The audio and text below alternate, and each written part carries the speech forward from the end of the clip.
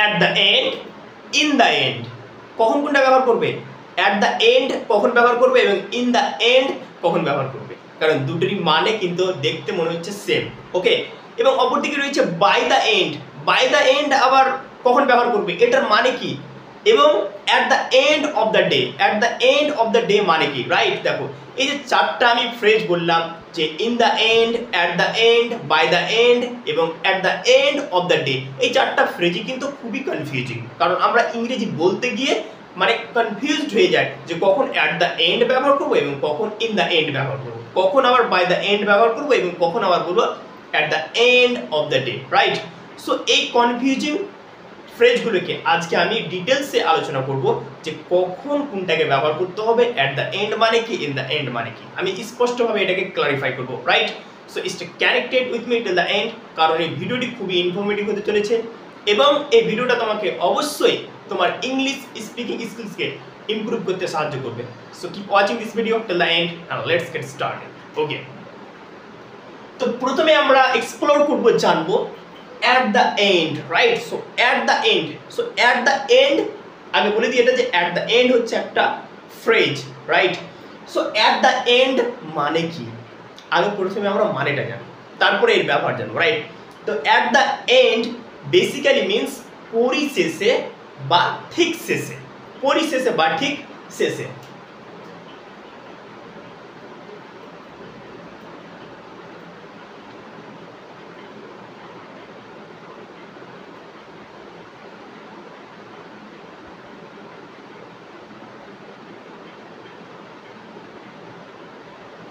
তাহলে দেখতে পেলে যে অ্যাট দ্য এন্ড মানে হচ্ছে পরিশেষে বা ঠিক শেষে। ওকে, তো এবার কোন সিচুয়েশনে ব্যবহার করবো আমরা? ওকে, তো দেখে নাও যে মনে করো তুমি একটা লাইনে আছো, তো লাইনের প্রথমে যখন থাকো তখন কি বলে যে আমরা লাইনের প্রথমে আছি, কিন্তু সেই লাইনটা যদি তুমি ঠিক শেষে থাকো তাহলে কি বলবে যে আমি লাইনের ঠিক শেষে আছি। এই যে ঠিক শেষে আছি অর্থাৎ কোনো একটা লাইন হোক কিংবা যে কোনো জিনিসের ক্ষেত্রে হোক, যে যখন তুমি একদম শেষে থাকবে তখন তুমি এটাকে ব্যবহার করবে at the end. At the and কথার অর্থ হচ্ছে পরিশেষে বা ঠিক শেষে। আমরা উদাহরণগুলো দেখব, তাহলে কিন্তু আমরা ভালো বুঝতে পারবো। ওকে, দেখো কি বলছে, the school is situated, the school is situated অর্থাৎ স্কুলটি অবস্থিত রয়েছে অ্যাট দ্য এন্ড। দেখো অ্যাট দ্য এন্ড এখানে ব্যবহার করা হয়েছে, at the end of the street. Street basically means road, মানে রাস্তা, রাইট? সো কি বলছে, দ্য স্কুল ইজ সিচুয়েটেড অর্থাৎ স্কুলটি অবস্থিত রয়েছে at the end of the street, একদম মানে রাস্তার ঠিক শেষের দিকে, মানে রাস্তার ঠিক শেষে। তাহলে ব্যাপারটা বুঝতে পারলে যে মনে করো একটা স্কুল রয়েছে, স্কুলটা ঠিক একদম একটা রাস্তার ঠিক শেষের দিকে আছে, তো এই যে এই সেন্স বুঝাতে, এই দিকে শেষের বুঝাতে আমরা কি ব্যবহার করব, অ্যাট দ্য এন্ড ব্যবহার করব। বুঝতে পারলে? তার মানে স্কুল তো একটা ফিজিক্যাল থিংস, রাইট? এটাকে দেখতে পাওয়া যায়, তো এটা আমরা বুঝতে পারলাম যে অ্যাট দ্য এন্ড কিন্তু মানে ফিজিক্যালি কোনো জিনিস যখন মানে শেষে থাকবে সেক্ষেত্রে কিন্তু ব্যবহার করা যায়। ওকে, সো পরের উদাহরণটা দেখো, I was at the end of the line.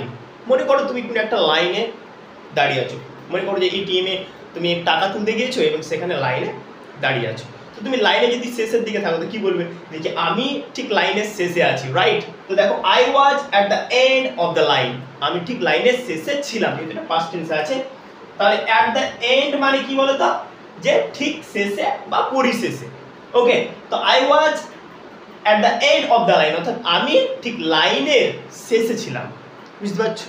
তাহলে দেখো লাইনও একটা কি, যে লাইন একটা বাস্তবেই একটা জিনিস যেটাকে আমরা দেখতে পাই যে হ্যাঁ এটা লাইন দাঁড় হয়ে আছে, ঠিক আছে? এবার পয়েন্ট ছিল এটা হচ্ছে I pay the phone bill, আমি ফোন বিলকে পে করি at the end of each month, প্রত্যেক মাসের শেষের দিকে। দেখো এখানেও রয়েছে কি বলতো, at the end of the each month. তো তাহলে কি দেখতে পেলে যে অ্যাট দ্য এন্ড মানে পরিশেষে বা ঠিক শেষে, দ্যাটস ইট, বেশি ভাবতে হবে না, হয়ে গেল। তাহলে দেখতে পেলে আমি তিনটা উদাহরণ কিন্তু দিয়ে দিলাম যে অ্যাট দ্য এন্ড মানে হচ্ছে পরিশেষে। তাহলে দেখো I pay the phone bill, আমি ফোনের বিলটাকে পে করি at the end of the each month, প্রত্যেক মাসের শেষের দিকে। ক্লিয়ার হয়ে গেল? তাহলে এবার আমরা দেখব in the end. In the and মানে কি? দেখো ইন দ্য এন্ড কথার অর্থ হচ্ছে অবশেষে, এটাও শেষে বোঝাচ্ছে, বাট এখানে কিন্তু একটু মানে পার্থক্য রয়েছে। ইন দ্য এন্ড মানে হচ্ছে অবশেষে, দেখো আমি মানেটা লিখে নিচ্ছি অবশেষে, এটাও শেষে, বুঝতে পারলে, এটাও শেষে, কিন্তু এখানে একটু পার্থক্য রয়েছে। কি বলতো, কোন একটা ধরে নাও যে আর্গুমেন্ট চলছে, রাইট? তো আর্গুমেন্টে কি হয়, ইউজুয়ালি যে কোনো একটা টপিক নিয়ে দু তিন জনের মাঝে কি হয় যে সেটাকে নিয়ে ডিসকাস করা হয়, এবং কিছুক্ষণ ডিসকাস করার পর অবশেষে, এটাও শেষে, মানে এই যে মানে পুরো যে একটা হোল স্ট্রাকচার রয়েছে একটা তো মানে আর্গুমেন্টের, তো আর্গুমেন্ট তো বললে এবং অবশেষে কি আছে একটা কোনো কনক্লুশন আসো, যে একটা কোনো সিদ্ধান্তে আসো, যে এই ক্ষেত্রে যেটা অবশেষে, মানে বাস্তবে নয়, আমি যেটা বলতে চাইছি কি লিটারালি এটা না যে কি বাস্তবেই তুমি কোনো জিনিসের শেষে কোনো আইডিয়া হতে পারে, ঠিক আছে? দেখো যেমন একটা তর্ক মানে কি একটা ধারণা, আইডিয়া কিছু না, রাইট? যে কি হ্যাঁ এটা হবে ওটা হবে, তো এই ধারণাটা করার পর অবশেষে এখানে যে অবশেষে আসবে সেখানে তুমি কি ব্যবহার করবে, ইন দ্য এন্ড। তো ইন দ্য এন্ড মানে কি বলতো, অবশেষে। এবার তোমরা যদি না বুঝতে পারো তো এবার সহজে বুঝতে পারে যাও, যেটাকে আমরা বলে থাকি ফাইনালি, আমরা বলি না যে ফাইনালি, ফাইনালি মানে কি অবশেষে। সে প্রচণ্ড পড়াশোনা করেছে, দিন রাত ধরে পড়াশোনা করেছে, এবং ফাইনালি সে পরীক্ষায় ফার্স্ট হয়েছে। ফাইনালি কেন বললাম, কারণ সে লং টার্ম ধরে বছর ধরে কি বলতো দিন রাত কঠোর পরিশ্রম করে পড়াশোনা করেছে, এবং ফাইনালি অর্থাৎ অবশেষে সে মানে স্কুলের ফার্স্ট হয়েছে। তো এই যে এখানে ফাইনালি বললাম, তো ফাইনালি জায়গাতে তুমি ইন দ্য এন্ড ব্যবহার করতে পারো, কারণ ইন দ্য এন্ড এই সেন্স ইউজ করা হয়। ইন দ্য এন্ড মানে অবশেষে, ঠিক আছে? তাহলে দেখতে পেলে ইন দ্য এন্ড মানে অবশেষে, যেটাকে আমরা ইংলিশে বলে থাকি ফাইনালি, রাইট?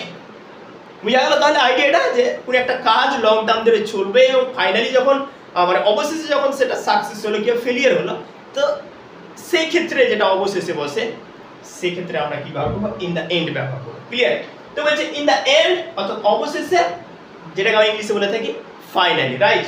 কি বলছে দেখো, আই ওয়ার্কড হার্ড, আমি কঠোর পরিশ্রম করেছিলাম, and tried again and again, এবং বারবার চেষ্টা করেছিলাম, অ্যান্ড ইন দ্য এন্ড এবং অবশেষে, দেখতে পেলে ইন দ্য এন্ড মানে কি অবশেষে, অবশেষে মানে কি, তাহলে এখানে আমি যদি ফাইনালি দিয়ে দিই তবু এটাই হবে। আমরা যদি বাক্যটা এরকম বলি, অ্যান্ড ফাইনালি আই অ্যাচিভড মাই গোল, এবং অবশেষে আমি আমার গোলটাকে, লক্ষ্যটাকে সফল করেছিলাম অথবা অর্জন করেছিলাম। ক্লিয়ার হলো? তাহলে দেখো যে ইন দ্য এন্ড মানে বেসিক্যালি বলে ফাইনালি, যেটাকে আমরা বলে থাকি অবশেষে, ঠিক আছে? আর অ্যাট দ্য এন্ড যেটা মানে অ্যাকচুয়ালি বাস্তবিক মানে কোনো জিনিসে যখন শেষে কোনো জিনিস থাকবে, কিংবা বাস্তবিক কোনো সেন্সে যখন বুঝাবে যে কোনো একটা জিনিস শেষে রয়েছে, ঠিক আছে, সেক্ষেত্রে অ্যাট দ্য এন্ড। ওকে, তো এবার আমরা তার পরের ফ্রেজটাকে দেখে নেব। কি রয়েছে দেখো, বাই দ্য এন্ড। এবার বাই দ্য এন্ড কখন ব্যবহার করবে? দেখো বাই দ্য এন্ড কথার বাংলা অর্থ হচ্ছে শেষ হওয়ার আগে, শেষ হওয়ার আগে। যেমন করে আমরা বলি না যে কি আমি ক্লাস শেষ হওয়ার আগেই পৌঁছে গিয়েছিলাম, এরকম তো বাক্য হয়ে থাকে যে কোনো একটা কাজ শেষ হয়নি কিন্তু তার আগেই আমি হয়তো পৌঁছে গিয়েছিলাম, এরকম ধরনের আমরা মানে সেন্টেন্স বলে থাকি।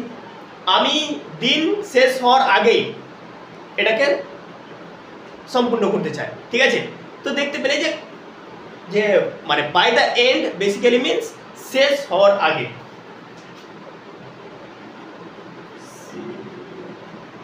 শেষ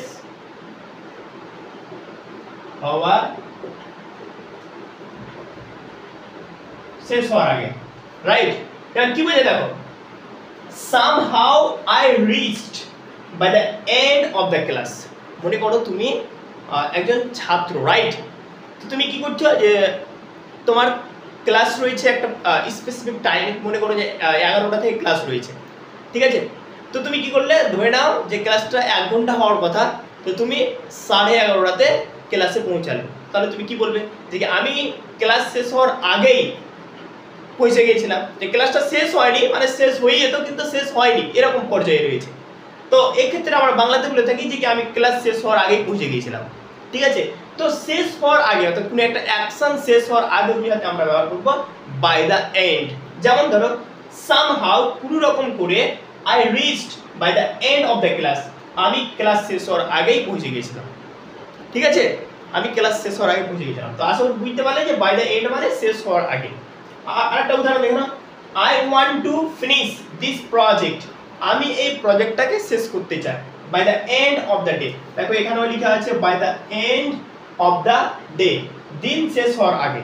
ওকে, এবার তারপরে কি হয়েছে দেখো, at the end of the day, at the end of the day, so at the end of the day basically means অবশেষে। কি বলো তো, অবশেষে।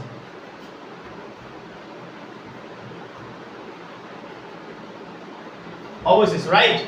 এবার একটা জিনিস মনে রাখো যে এখানে তোমরা হয়তো বলবে যে কি ইন দ্য এন্ড, আমরা একটু আগেই আলোচনা করলাম যে ইন দ্য এন্ড কথার অর্থ হচ্ছে অবশেষে, যেটাকে আমরা ইংলিশে বলে থাকি ফাইনালি।